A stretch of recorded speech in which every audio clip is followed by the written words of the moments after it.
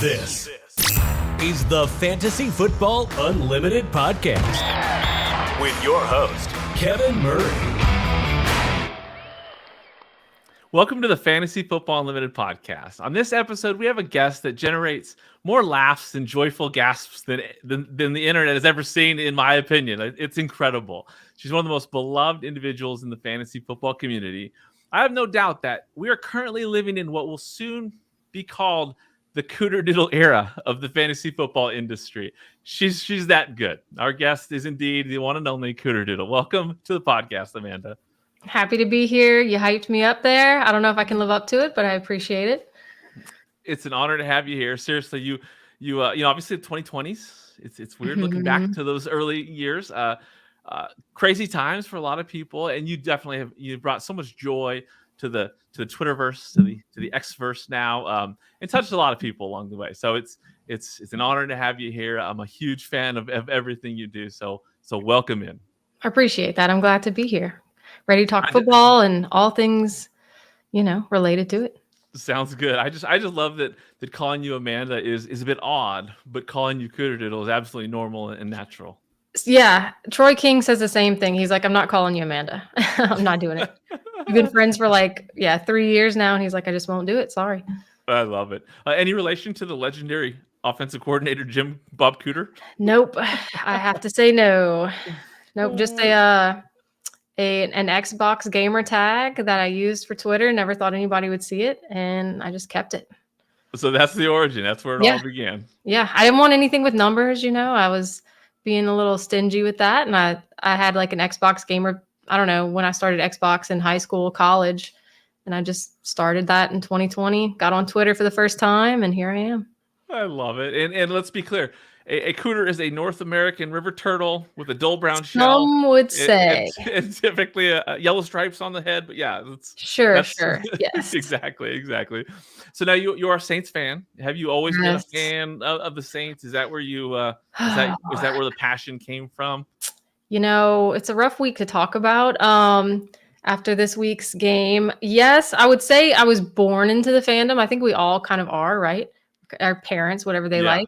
Yeah. My mom, no one's met her, but she is the sweetest, kindest, do you need cookies, anything kind of person. But when the Saints come on, F-bombs, her heart rate's up, she's pacing, she believes in all the superstitions. If she walks away to use the bathroom and they score, she'll stay on that side of the house. So that's kind of what I grew up in, you know what I mean? But I wasn't really super into it until I'd say maybe high school, college. I'd gone to one game as a kid against the 49ers, and that was really it. We didn't go to a ton of games, but that's when it started, and then had some good years, and this one is not one of those. Not ideal for sure. No. No, are you originally from Louisiana? Yes, born and raised Louisiana. I can make you a gumbo, do all those things, I love it. So as a sports fan, what was your worst death by 1,000 cuts type of loss that you've experienced as a fan? I was at the game for the Rams no call at the Saints game in the Dome. So that one would have to be it because hopes were high. And I'll say this, if you aren't familiar with the Dome and how loud it can be, this year is odd because it's really not loud in the Dome at all. But that was the loudest. I think they had taunted us and said that we couldn't get loud enough. Sean Payton called and said, hey, we have to show them what we're made of. And it was nonstop screaming, never ending unless we were on offense. Everyone was hoarse. And so for it to end like that was just, it was a weird culmination of all this energy that just faded, That's a brutal game to be at for sure as a fan, I'm sure. The drive home. Oh my gosh. I can relate because I was at the Seahawks Super Bowl when Marshawn didn't get the ball. Yes. So, but it's the same kind of thing. Ours was our fault, but your guys, having the refs. Yeah. Just brutal. I can't imagine being a part of that. And obviously this year, there's just been so many bad calls. It's affecting games. But yours, that's a brutal experience. Yeah. That's the one I won't forget. Oh, how could you? So as a sports fan, what's your best, wildest dreams memory as a sports fan? Oh man. Honestly, this one isn't football related, but I got to see Pete Sampras play. So that was really cool. I played tennis as a kid, and my grandmother was really into tennis. So for me, sports-wise, getting to see him play in person was really cool. That's cool. I like Yeah. that. It's good to, go off. It doesn't have to Yeah. always be Yeah. football. So was that like what kind of tournament was that at? It was in Baton Rouge, and I don't remember what exactly it was, but there was James Blake and a few other people. It wasn't like a super competitive tournament. I guess they had just, I don't know, did they tour? I don't know what it was, but they had played. We got to meet him, got his autograph. My grandmother was the whole time just Pete, Pete, I love it. I love it. So when did you finally discover fantasy sports and fantasy football? Oh man. So yeah, through my husband, because he had played first, and he teases me all the time because I distinctly remember I was like, why are you watching these games that aren't the Saints? Like, who cares about, just throw a team name. I was like, who cares? It's not the Saints. And then I started kind of watching his players and paying attention to it. And the next year I was like, I kind of want to try. And so we started a home league. And ever since then, it's like flipped. Now he's, trying to want to go eat dinners. I'm like, the game's on tonight. We're not going anywhere. You know what I mean? Like, Yeah, so I yeah, love it. That's definitely great. flipped. So when you first started playing fantasy, do Yeah, you like remember who's 2014, 2015, maybe. Okay. Do you remember following people like content wise? Do you remember where you're getting content? Yes. Yeah. Like my Trinity is like obviously Matthew Berry, the fantasy footballers, and then Joe Bryant. That's like my three that I just remember religiously listening to. Still do. I love them all. You know what I mean? But that's like when I think of back then, just opening up emails or listening to podcasts. Yeah, that's a good trilogy for Yeah. sure. So when it comes to playing the game, what is it that you love most about the fantasy football Oh man. experience? I have said this before, but I think it's trash talking. I feel like I've gone a little overboard in some of my leagues because, like, I'm in my home league right now, losing, and it's like I'm just punching up because I'm at you know what I mean? Yeah, But yeah, I will say that being on the top versus being on the bottom, if you can dish it and you can take it, I feel like you're clear. You know what I mean? Like some people yeah. can't. That's my only pet peeve is when someone is dead silent in the chat for 12 weeks and then they make the playoffs and they start talking. And I'm like, where were you? Where have you been? You know what I mean? I love it. So do you guys do live drafts? Yes, yes. I think if we didn't, and this is bold, but I think if we didn't, I don't think I'd be that into this. That's a big part of it for me is the live drafts. I don't know about Live you, but like that's the Oh, big. Yeah, I've yeah, seen yeah. your videos. Yeah, you go real big. Real big. My passion is that league experience, Yes. and you can't kick off a season like unless if you have a live draft, it just kicks things off at Mhm. such a different level, and Yes. so and there's so many different layers to it, right? I mean, you got Mhm. just getting more connected with people, it ramps up. It's easier to trade with people. It's easier to Mhm. trash talk people you're comfortable with. So you got Yep. to get together. Nothing is like. I mean, it's like Christmas Day, right? Mhm. Especially like a good home league. I mean, I feel like the world we're in now with Twitter, there's so many, which I love my Twitter friends, but like that, it's like that anchor of the home league of your friends that some have moved to different states, some you don't talk to as often anymore, but that's kind of like your anchor back to them. And For maybe you only sure. see each other at the live draft, but you still have that connection throughout the season. So for me, Yeah, that's a big part of it. that's good, and it ties in with your trash talk too, just because it Mhm. just keeps things engaged. It keeps things, you Yep. can trash talk during the season with people that you live drafted with. It's the best. I think it's It why really most is. people fell in love with the game, right? Yep. Who's your biggest rival in a fantasy football league? Mm. Not you can't say your husband, like whether it's No, industry or yeah. something. Someone who when you face them and you beat them, it's the most glorious thing. I can't say when I face them and I beat them because she always ends up beating me. But Lindellians, Yeah. she's the reason I'm really on here. Like I joined a league with her and a few others way back in 2020. And yeah, she's just been like my rock and my best friend. And when we meet up, it is fun to just. I always talk trash and then she kicks my ass. So it's fine, Did but it's you fun. know her before, or was it okay? No, through Twitter. That's the Yeah, weird world of Twitter. I mean, for me, yeah, it was like stranger danger. These are internet people, yeah, who are they? But then I went to Canton this year, met everybody, yep. most people, and that was really fun to just see everybody's the same in person. And yeah, no, it's been a good time. That's awesome. So with playing fantasy, do you have preferred settings, favorite formats? I have tried almost everything. I will say I think my sweet spot is a keeper league, like one or two keepers. Dynasty for me, I just get very I don't know, I get antsy with trading in Dynasty, you know? I don't get as comfortable. Redraft is nice, but I feel like you kind of people teeter out. Is that the right word? They like peter out, whatever. They Yeah. fall off at the end. If they didn't make the playoffs, they just don't care anymore, you know? But Yeah. that keeper league keeps it active throughout, and trades are still happening and things like that. Yeah. So yeah, I mean, I think that's a great. I mean, it's good. It's fun, like you said, to kind of try a little bit of everything, find out what you Mhm. like. So Yep. Dynasty's fun because it's all year round or whatnot. Mhm. But yeah, Dynasty leagues can be fun. If you find the wrong Dynasty league, you can have a bad experience. So Yeah. I it's just get nice. nervous with trading. Yeah, no, there's It's a a lot big that goes move, on you line. know? It is a lot for sure, for sure. So when you basically you found Twitter, right? Mhm. So you just fell into Twitter and you met some people. Mhm. What led to that? How did that start? Um, What inspired that move? I don't know. My home league commissioner was like, "Hey, there's this person I follow. It was him and her sports who are from New Orleans.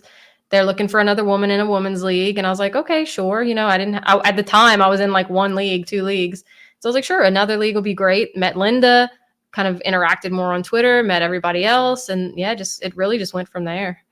So when did you decide to start like creating content and putting your stuff out there? Oh, I don't know that that was ever really a decision. Like it was just I mean, quarantine, right? I was Yeah, home with like a 2-year-old and she's yeah, napping and I'm trying to find something to be engaged with because life was long. Days were long back then, you yeah, know, being stuck yeah. inside. And so I think it just turned into that, making memes, being silly and going from there.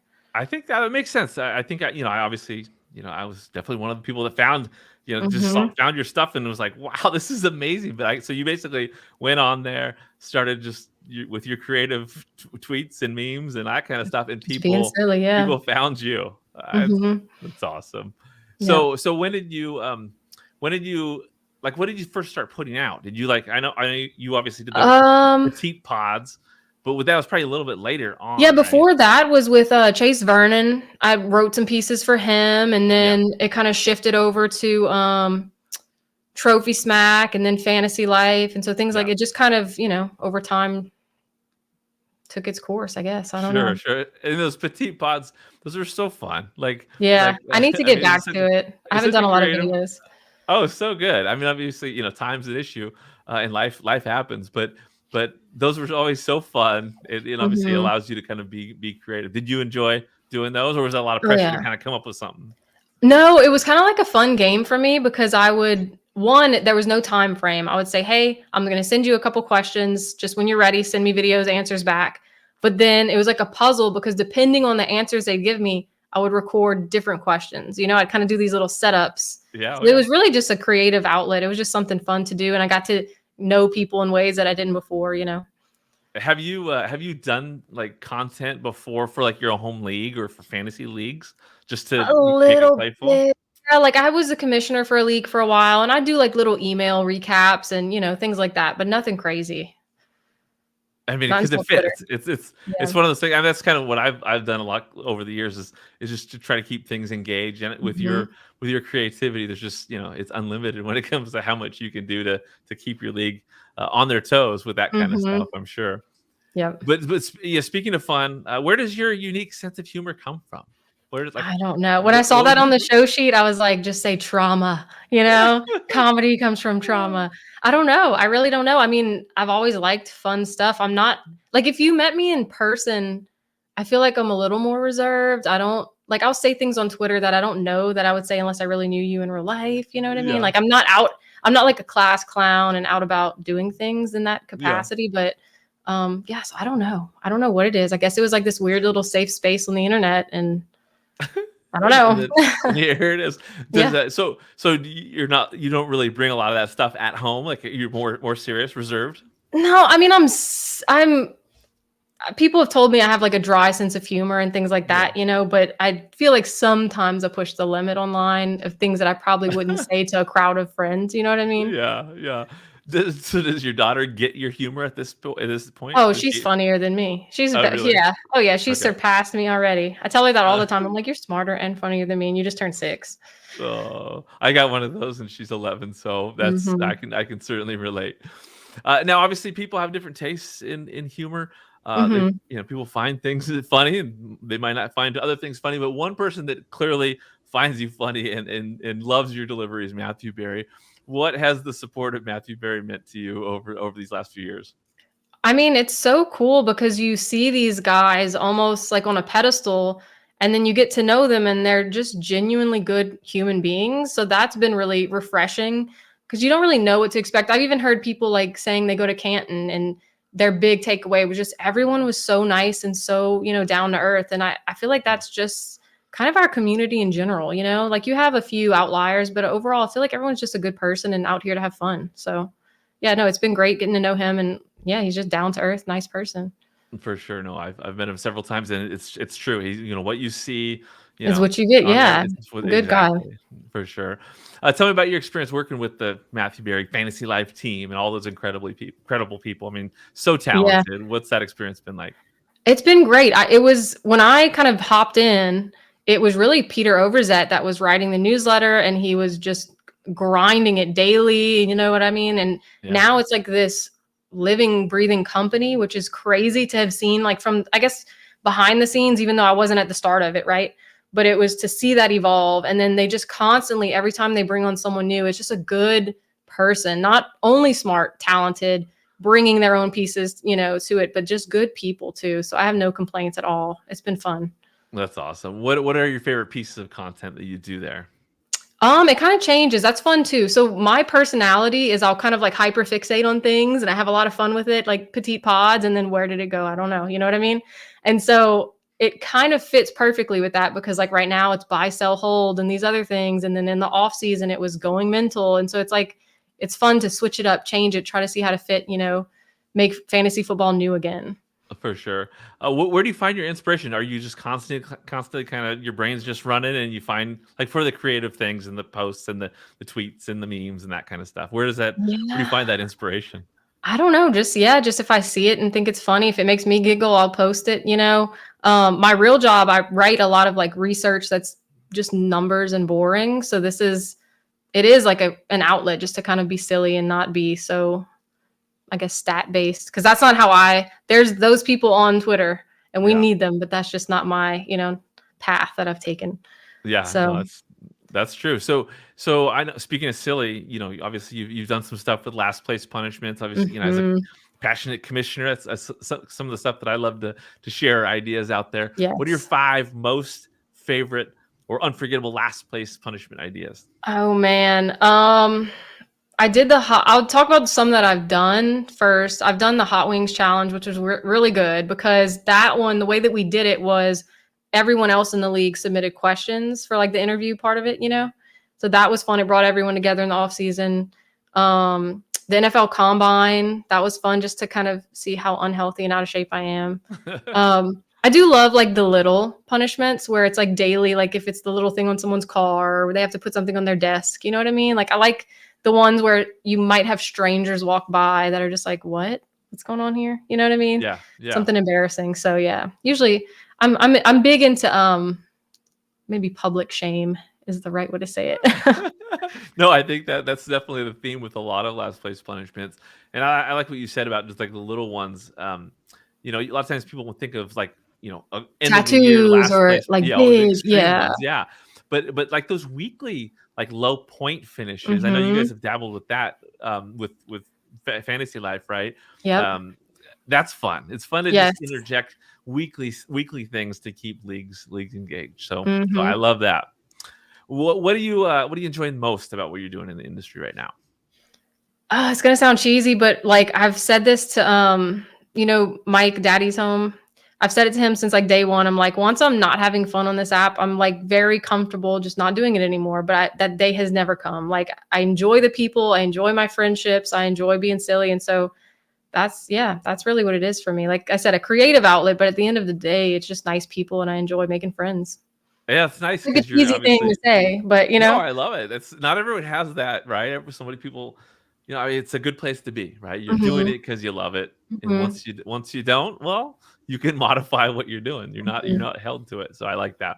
How do you balance your professional career, motherhood, and what you're doing with fantasy life? Yeah, that was something that things have changed just in life. I was doing a dissertation, I was quarantined, I was working from home, and then things shifted. And so, yeah, I don't tweet nearly as much as I used to.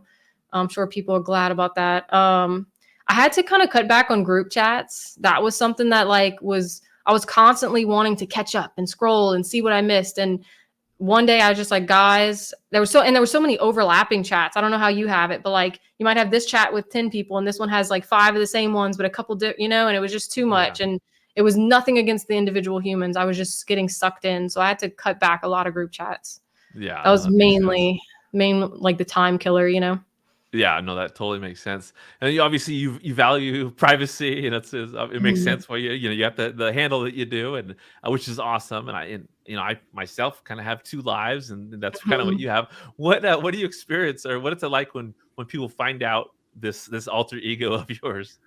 Oh goodness. For the longest time, I really didn't tell anybody. Like it was just because like I don't know, I felt like I said in real life, I'm not really like, hey, look at me. And so I didn't really, what do I say? But I have a couple friends that know, but I don't know. I just kind of like this is my fun little side gig and I'm having fun. Yeah. I love it. So what have you learned about yourself the most over the last few years with everything you're doing in the fantasy space?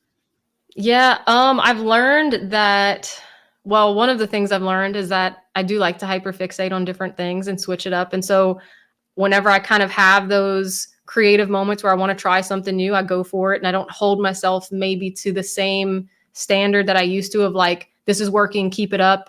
I just kind of like with fantasy life, it's different. There's deadlines, you know what I mean? Sure.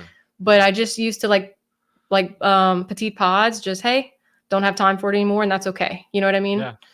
So just stuff like that. Yeah. I love it. Let's talk a little about the fantasy football community. How much has Mhm.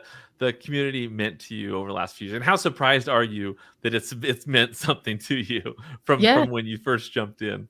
Yeah. I mean, that's really truly the only reason I'm still on Twitter. I mean, I have my group of people that I genuinely, there's some that I've never met. And I know it sounds so crazy, even hear myself, because I'm like so ingrained to think stranger danger. But there's some people I've never met that I'm like, I know we would be great friends. Like, I feel like if we had grown up together, we would have been best. You know what I mean? It's so Yeah. strange to say.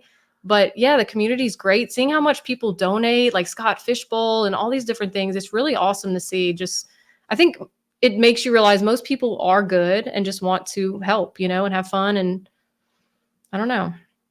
No, it's great, and Like all my cool. answers are like PR, just like people are nice. I love this, No, it's good. It's good. I mean, it's true. It's authentic. It's true. You've found your people.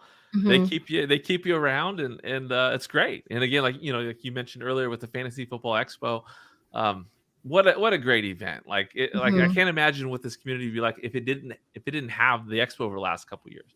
And I know you went to your first one. It was so much Yes. fun meeting you there. Um, Again, what was your experience like going to an event like that, and having so many people just kind of come to life? It was fun. I feel like a self-proclaimed introvert in the sense that I like to have my quiet time to kind of reboot. But for a weekend, it was nice. You know what I mean? To like have Yeah. all these different things going on and meet new people all day long. That was fun. Kind of being out of my element.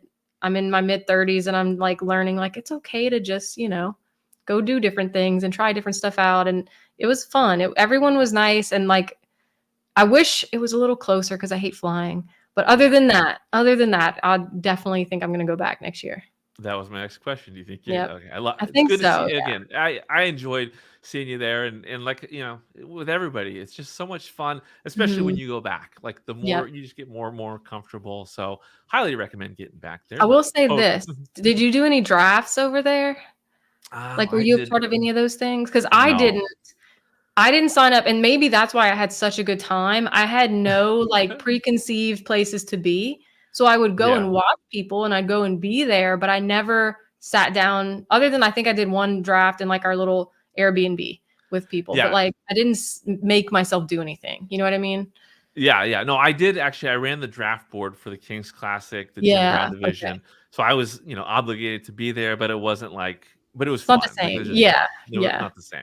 But yeah, no, I do recommend having a kind of a clean slate so you can just kind of Mhm. go with the flow at that event.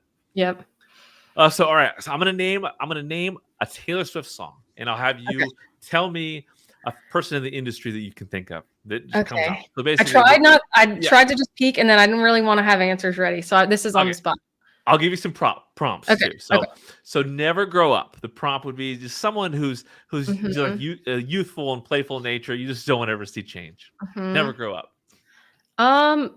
My first thought is Hutch because he is younger. You know what Yeah, I mean? And I that's a good feel one. like, yeah, I don't know. I'd say Hutch. That's good. How about anti-hero? Now, not necessarily a bad version of anti-hero, more like a rebellious kind of uncharacteristic hero. Oh man.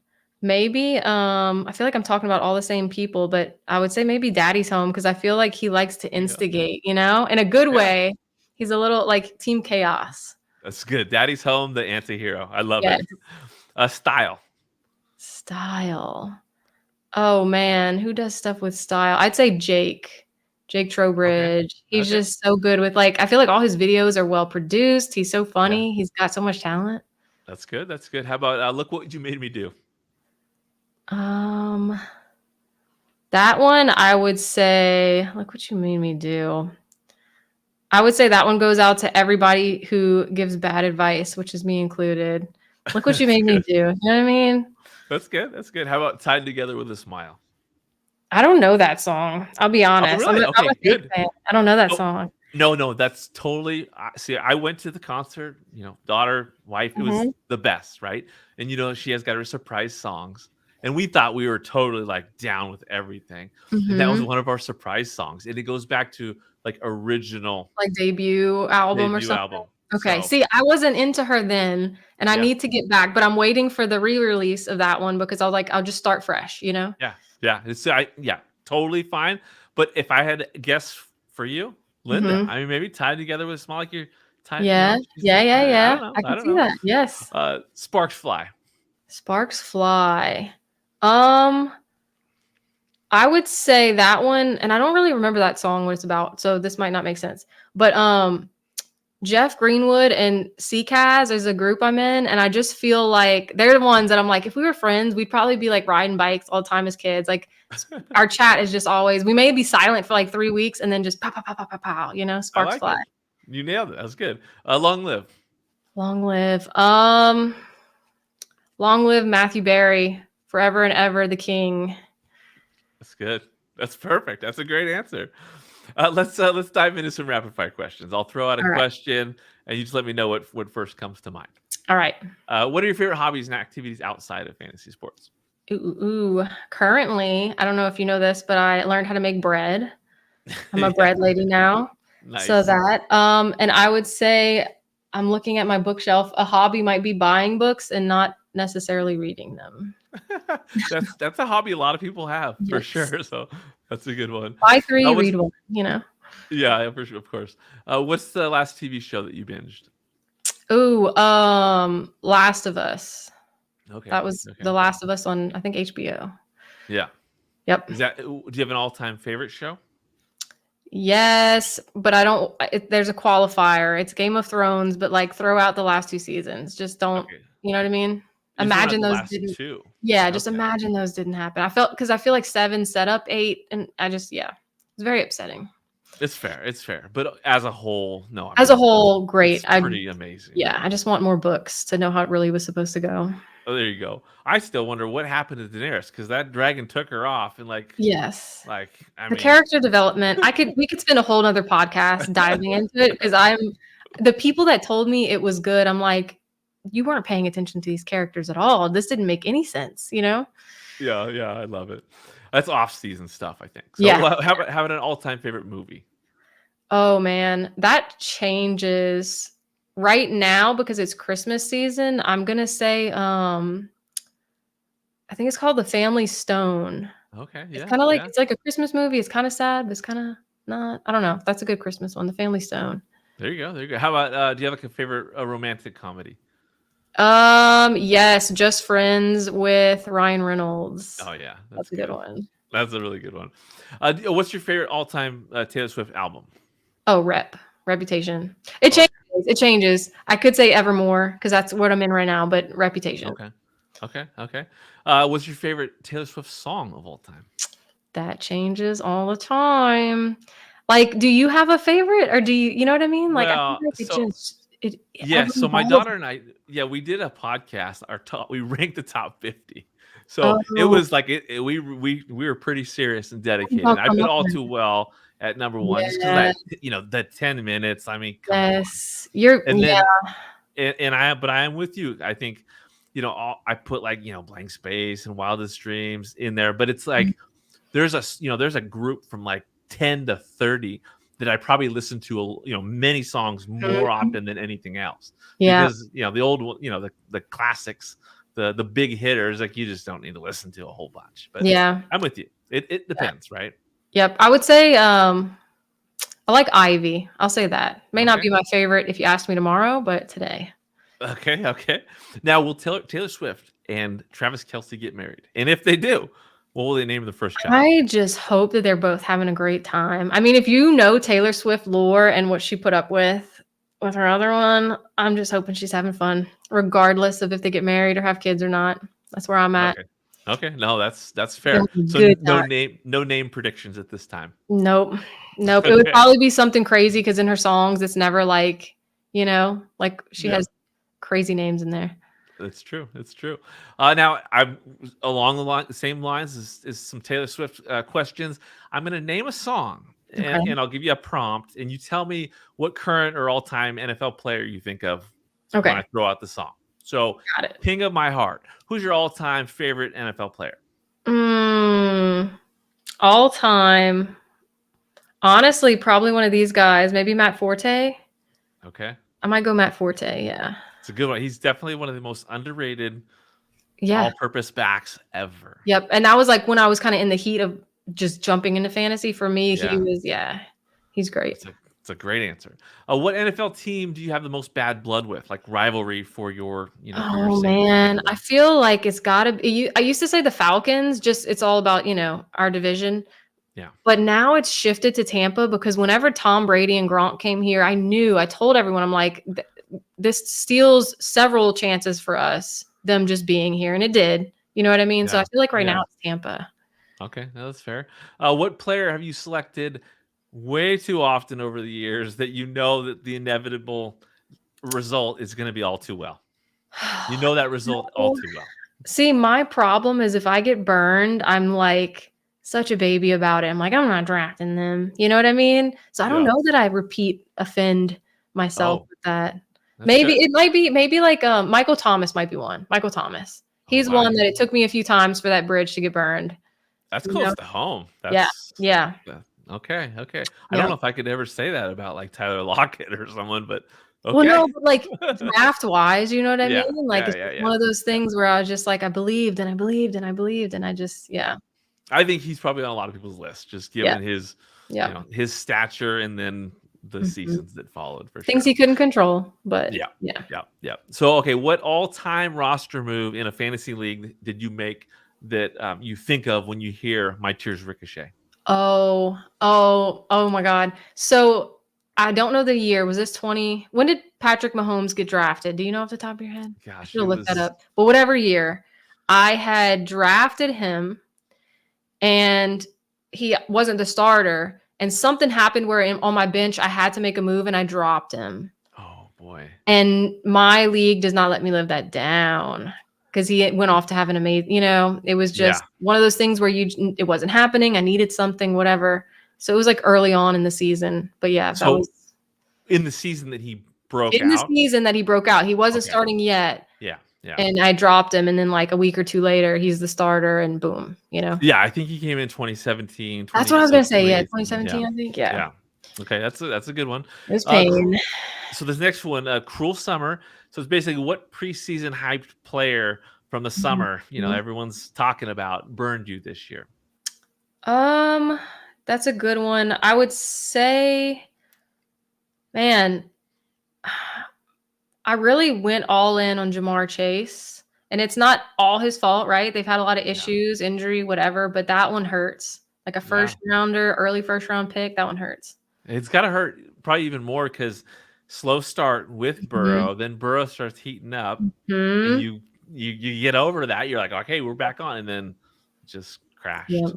It's not Mhm. good. Okay, No. say, Don't Blame Me. Name a player that you're convinced that the analysis was right, but it ended up hurting you. Oh man. Travis Kelce. I don't know what's going on with him right now. I think just the whole offense in general is having some issues. I know he mentioned in the interview having a lot of pain and stuff too, so I don't know what that's about. But yeah, he's one. I mean, he's the GOAT, but just not as great this year. Unfortunately, yep. He's a keeper of mine. He was on my dynasty team, so I feel it. I feel it. Yep. How about this one? Illicit affairs. Name a player that you've drafted in like 2023 that you just feel most guilty and ashamed about. Oh man, I don't know if I feel guilty about anybody. I guess for me, the things that I feel the most guilty about is when I give up on someone too early. Like I trade them away. You know what I mean? That's a general answer, but like trading them away, giving up too early, like a rookie, and just being like, and not ready to be patient to wait for it, kind of thing. That's good. That's good. I forgot that you existed. Name an NFL veteran that you just were surprised with this year. That surprised that Adam Thielen. Adam Thielen was one, but I think that was for everybody. We were all just kind of like at beginning of the year start. Yeah, I would have never, in how many leagues? I mean, I've never even thought about drafting him. So a good one. We are never getting back together. A player that you're just not going to draft again in 2024. Oh gosh. I started this year dipping my toes in 0 RB. So I think I'm just going to say running backs. I'm going to try to continue that next year. Okay. Just going to hold off on running with an asterisk and accept CMC, Okay, there you go. If you get number one, there you go. Okay, how to get the girl. What player do you think you will forget ADP next season and draft earlier than consensus? Oh man, I'm probably gonna go like really hard on drafting Puka Nacua or like CJ Stroud. You know what I mean? Those guys that I'm just like, they were phenomenal. They're just so good this year. Yeah, no, for sure. Ready for it. Just name a couple players that you want on your playoff rosters this year. Oh, I would have to have playoff rosters.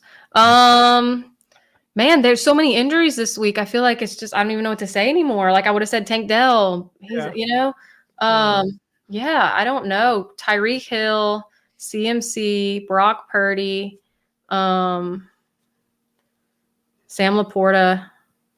That'd probably be my main, It's a good list. And it's obviously it's that time of year where some people are getting into the playoffs pretty soon. So it's going to be exciting. This was a lot of fun, obviously. I enjoyed that. So in 2023, we got the Super Bowl not too far away. Who you're predicting to get there, and who do you predict to win? I'm rooting for the Niners again. I was rooting for them last year. I jumped on the bandwagon because the story was so good. And I really do think they have a shot. I think I would like to see, I don't know, I can convince myself, like if you know me at all, I can jump on any bandwagon. I can convince myself of any team other than the Falcons and Tampa Bay. But yeah, I think I'm going to go with 49ers. Yeah, they're looking good, especially this week for sure. What's one thing at this stage that you're just truly grateful for? Oh man, so many things. I feel like I'm in my grateful era. I'm just everybody that I know, whether it's internet friends, real life friends, my job, being able to do silly things on the internet and people even caring, you know what I mean? Just all of the above. It makes sense. It's definitely been fun seeing your creative tweets and stuff out there, and it's something I always look forward to the next one that pops up. Can you name a few of the people that have just had a massive impact on you during your journey in the industry thus far? Yep. Oh gosh. Daddy's Home, Linda, Troy King, like I said, Jeff Greenwood, Kaz, Chase Vernon, because he was like the first person to even like say, hey, do you want to write something, And then obviously Matthew Berry and everybody, Peter Overzet. Yeah, so many. I feel like I could just go on and on. I'm thinking of other people too. Yeah, I could just go on. Bring it. Oh no, I'm just saying, like there's Victoria, there's Kelly, there's everybody. There's just like so many people. Dave, Herms, like they're all out there. Sure. It's a special community, and again, it's the expo definitely helps get people connected, but people were connected even before that, and it's just weird. I'm with you. My wife always makes fun of the concept of internet friends, but it's true. You can. It's weird that you can get connected with so many people and then have these friendships and relationships develop even further. It's something that's pretty cool. It's fun to see that happen for you. Yeah, it's really been a good time. I've enjoyed it. What advice do you have for people that are looking to get more involved in the fantasy community? Whether it's creating content or just being involved. What advice do you have for people that are aspiring to do that? I would just say, honestly, don't try to be whatever you think is the cool thing or the hit thing at that time. Like if you've been on Twitter long enough, you've seen the ebbs and flows of kind of what is working and what isn't. And I feel like chasing that's when you kind of get down a weird spiral because you're chasing something that you're just not going to ever catch up to, So just find what you're good at, what you enjoy doing, and that be your kind of niche. And I don't know, and find good people, surround yourself with a good little group, and yeah. Take on the world. I love it. Is there anything that we haven't covered that you'd like to share before we close things out? Oh man. I think everyone should learn how to make bread, and everyone should pour their milk first before their cereal. That's my 2 things before we go. That's it. I love it.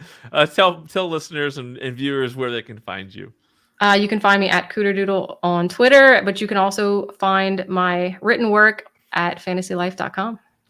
Make sure you're following at Cooterdoodle on Twitter, X. If you aren't checking out everything that Matthew Berry Fantasy Life is doing, I don't know what you're doing with your life, because it's amazing stuff that they're putting out. It's definitely a brand that is to the moon when it comes to the content and the people they put together out there is incredible. So obviously Cooterdoodle, Amanda is one of them that just creates fun content. So definitely make sure you're following both Cooterdoodle and Matthew Berry's Fantasy Life everywhere you can. Thank you so much for joining me, Amanda. It's been so much fun. I've enjoyed all this interaction. I can't wait to see what's next from you, whether it's the next tweet or further on in your career. It's been fun to root for you along the way, and I wish you all the best. I appreciate it. Thank you for having me on here. Absolutely. And one more thing, cereal first for sure. No. Cut it. Cut the film. Thank you for listening to the Fantasy Football Unlimited podcast. Until next time, be sure to follow and subscribe to all of FFU's social media accounts for daily content.